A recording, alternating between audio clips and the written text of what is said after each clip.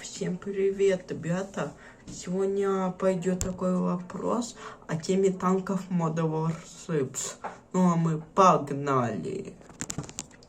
Начнем мы с какие танки будут. Тут будут западные танки, советские. Но они ближе выйдут к февралю, так как объем работы на сообщили очень большой. И разработчики ответили, что понадобится больше времени. Они выйдут, наверное, не зимой, а ближе к февралю. А какая будет нагрузка на телефонах? Колоссальной. То есть не все телефоны будут тянуть, но, мое мнение, почистить память и поставить чуть-чуть среднюю настройку графики. Может, это как-то улучшит. Также у каждого танка будет своя уникальная зона пробития. Если вы скажете, что это такое, то это какой-то танк можно пробить, а какой-то нельзя. Также не забываем, что будут такие вещи, как рикошеты, там были укладок, подбитие башен и так далее.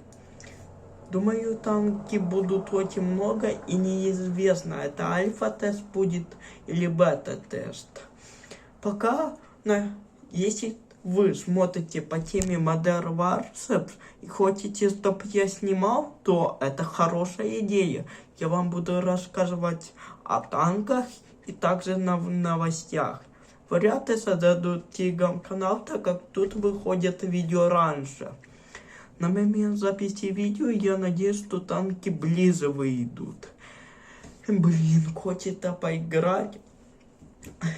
Modern Warships может происходить той же War Thunder, вот Blitz. Что там еще вы играете? Ну, в принципе, все. Хотя вот Blitz тоже люблю играть. Подводим такой вывод, что танки выйдут в феврале. И будет все-таки альфа-тест. А после будут всякие там патчи, доработки и исправление багов. Поэтому надеемся, что танки выйдут ближе к февралю. Ну, с вами был Богдан. Всем пока.